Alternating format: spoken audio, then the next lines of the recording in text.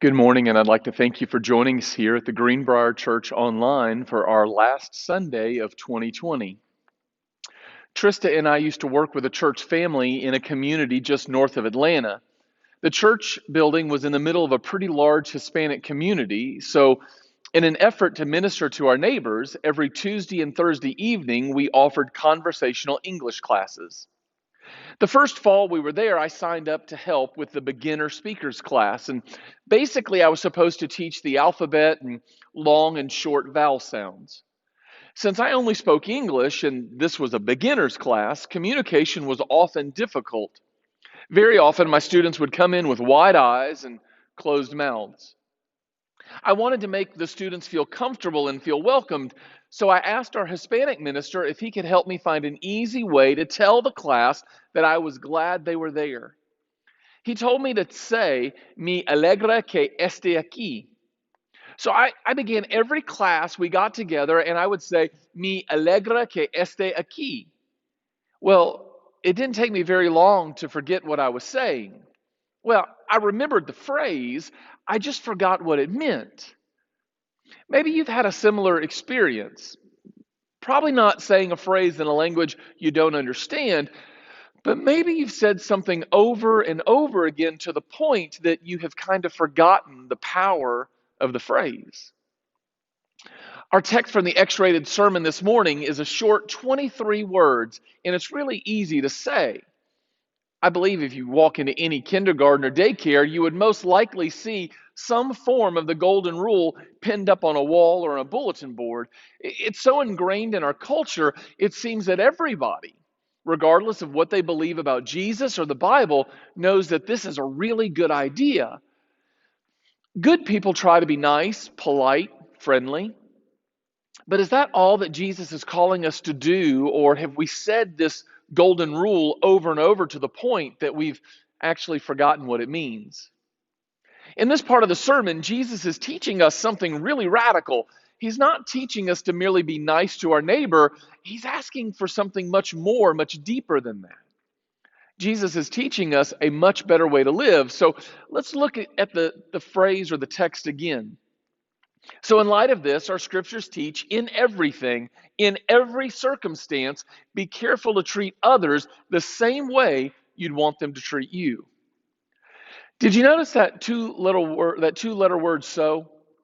Remember, we've got to be careful not to take the verse out of context. I know we've taken an awful long time to work our way through this X-rated sermon, but we need to make sure that we look at everything through the understanding that Jesus is describing what a disciple looks like.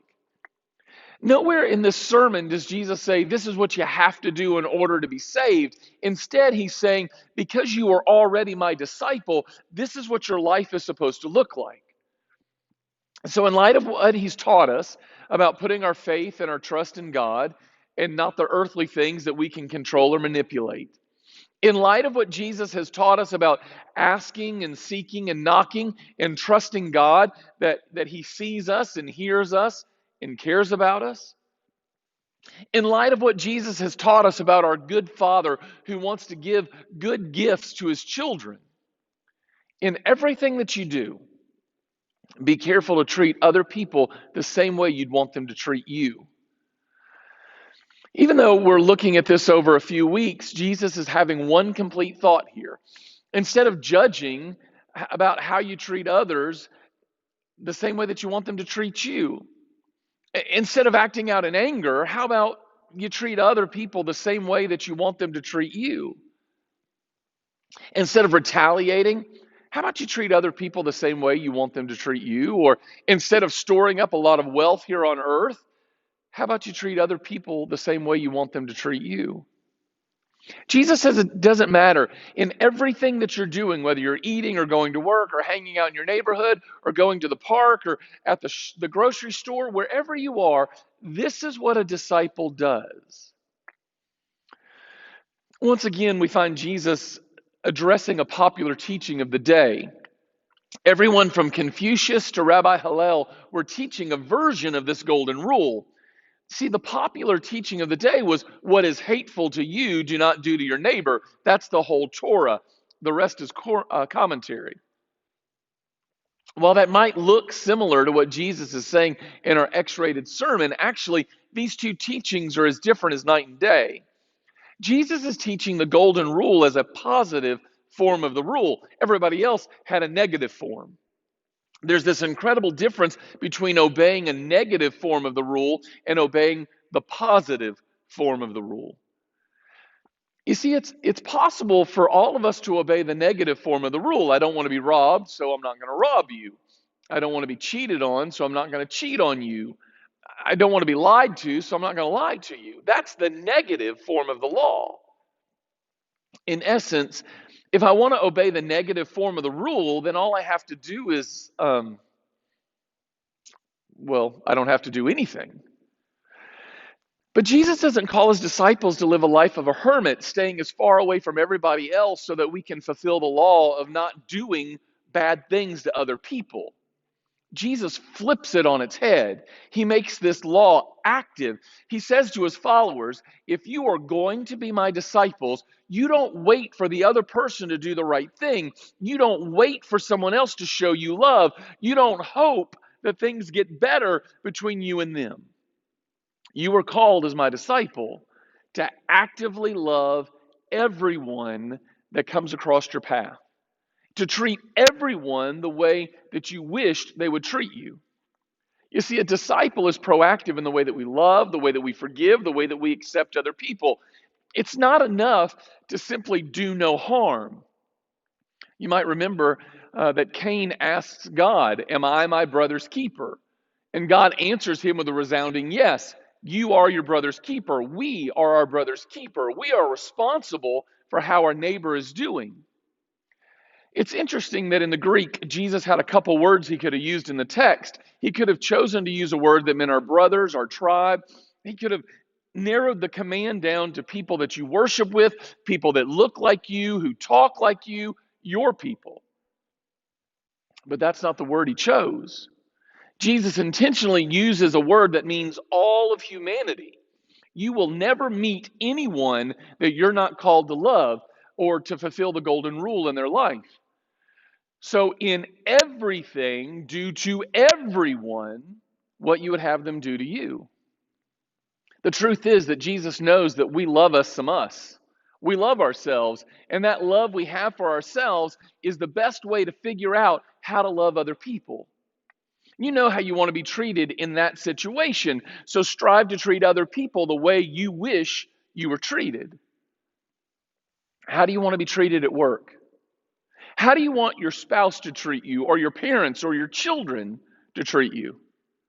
If you accidentally cut somebody off in traffic, how do you want to be treated? A couple days ago, I was driving Trista's van, and I looked to my left, which caused me to veer a little close to that line, and the person in that other lane not only honked their horn at me, they immediately drove up beside me to tell me they thought I was number one. But they didn't use this finger. I'm thinking the whole time, I'm driving a minivan. How did you know I wasn't a soccer mom? Would you talk that way to a soccer mom? Would you talk that way to your mom? If you're responsible for a miscommunication, how do you want to be treated? If you fail the people around you, how do you want to be treated? So often we try to overcomplicate this. So Jesus simplifies it for us. He says, figure out how you want to be treated, then you go out and you treat everybody else that way. If you were to boil the entire Old Testament down, the main point would be the golden rule. Which when I read that, it strikes me as a little strange because I remember there was a time that Jesus was asked, what's the most important commandment? And he didn't say the golden rule. He said the greatest commandment was to love the Lord your God with all of your heart, all of your mind, all of your soul, all of your body, all of your strength. And the second is like the first. Love your neighbor as yourself. He says, on these two, all the commands of the law and the prophet depend. Well, if that's true, then why does Jesus say the golden rule is the meaning of the law and the prophets? Well, we have to keep it in context of the passage. So let's look back at some of the things he's already said in this X-rated sermon. When he said, "You have heard it said, you shall not commit adultery, but I say to you that everyone who looks at a woman with lustful intent has already committed adultery with her in his heart." It's amazing how much time we spend loving and caring for things and using people. What would happen if we turned that around and we began to get serious about using things and loving and cherishing and respecting people? We've created a whole society that thinks people are out there to fulfill my desires. We've created a world where if your spouse doesn't fulfill your perceived needs anymore, they're just another throwaway item. You have no desire for somebody to look at you as merely a piece of meat that solely exists for their entertainment or pleasure. And if that's what you want for yourself, then why would you treat somebody else that way? Jesus calls us back to a different view of the world, a world where people are loved and cherished, a world where faithfulness is a deep and powerful characteristic of our life. To be obedient to the golden rule, I need to see you and everyone as someone created in the image of God with talents and gifts and ability, people who God loved enough to send Jesus to die for their sins. What about when Jesus says, "You've heard it said, you shall love your neighbor and hate your enemy, but I say to you, love your enemies and pray for those who persecute you, so that you may be sons of your Father who is in heaven." Well, following the golden rule, we get to have a better way of life, a way that imitates our Father. If we're supposed to live by our own standards, then we would expect Jesus to say, love your family, love your tribe, love the people who do nice things for you, and it's okay to hate everybody else. By human standards, there are some people who are just not worthy of your love. They don't deserve it, so don't give it to them. But in this golden rule, we realize that we all have the desire to be loved and accepted. We all want someone to love us, to love to be around us. So Jesus offers us a different approach. Instead of a love or hate relationship, Jesus says his disciples choose a love for hate relationship. Jesus says the proper way to respond to your opponent is not to hate them, but to love them. If you follow the golden rule, you'll get rid of your hatred, your bitterness, your animosity, and instead you will not only begin wishing for good in the lives of other people, but you will do what you can to make sure they experience good things. You pray for them. You long for them to experience the same happiness and peace that you long for in your own life. Okay, what about when Jesus says, "Judge not, that you be not judged"? I know personally, I don't want someone to be harshly judgmental about me. I don't want folks to constantly be focusing on my faults, taking every opportunity to look down on me from their position of self-righteousness. I want people to give me the benefit of the doubt. I want them to graciously extend love and compassion towards me. So if I'm living out the golden rule, then I don't think I'm better than other people. I try to give other people the benefit of the doubt. I realize that not everybody was raised like me. Not everybody shares my beliefs. They don't share my opinions. And so when somebody disagrees with me, I want to hear their point of view because I really would like for them to hear my point of view. When somebody hurts me, I want to remember that they deeply need the grace of God. The golden rule demands that we acknowledge that everybody has dignity and worth. Now, we could spend the rest of the day going through every single aspect of this X-rated sermon talking about how the golden rule fulfills that law. But I think you get the point. The golden rule calls us to live our lives following the example of Christ, who demonstrated what it was to actually love other people. In each and every situation in our lives, we're called to put ourselves in somebody else's shoes. I want you to think for just a second. Really, let's just, as we close this morning, look at the brass tacks of what Jesus is saying here. You don't want somebody to gossip about you. So it's not enough just to keep your tongue when folks are gossiping. The golden rule says that we would stick up for them. We would talk about what's good in their lives. When we see somebody stealing something out of our neighbor's garage, we need to intervene because we really don't want somebody to steal from us. If we see somebody being abused or mistreated, we need to step up and offer protection because that's exactly what we would want somebody to do for us in that situation. You see, the golden rule is proactive. But let's take it a step farther.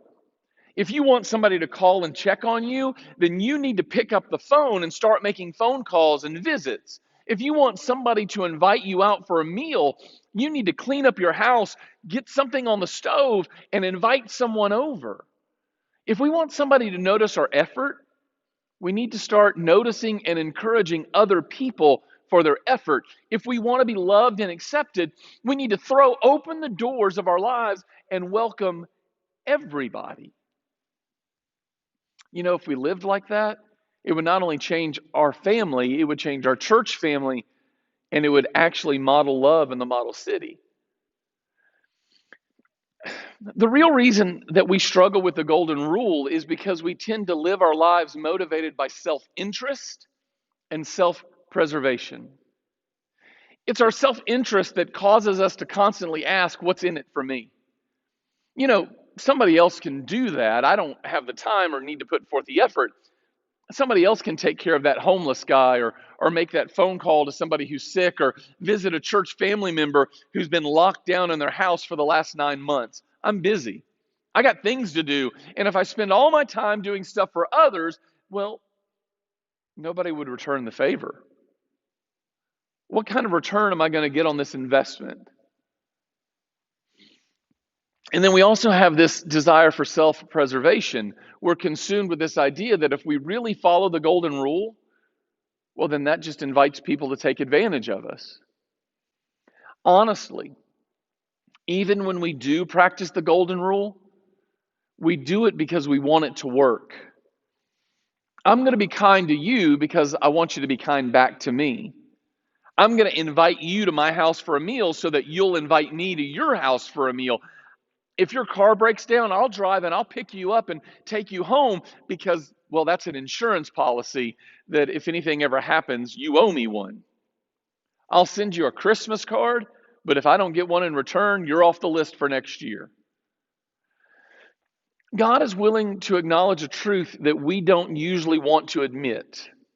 God says in Jeremiah 17:9, the heart of man is hopelessly dark and deceitful, a puzzle that no one can figure out.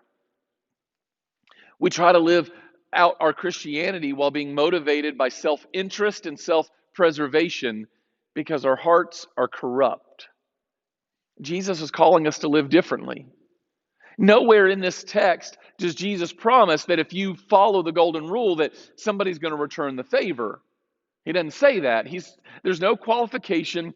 There's no exception. There's no yeah, but if, or there's no, you don't know this person. You don't know my neighbor. You don't know what it's like to work with him. You don't know my mom. You don't know my kids. You don't know my spouse. There's none of that in this command to treat people the way you want to be treated, to love people the way you want to be loved. He simply says, if you want to be my disciple, this is what it looks like. And Jesus has every right to demand this of his disciples because it's exactly what he did for us. That's why Paul tells us when we gather at the table, we are declaring the Lord's death, which is the ultimate expression of his love and faithfulness.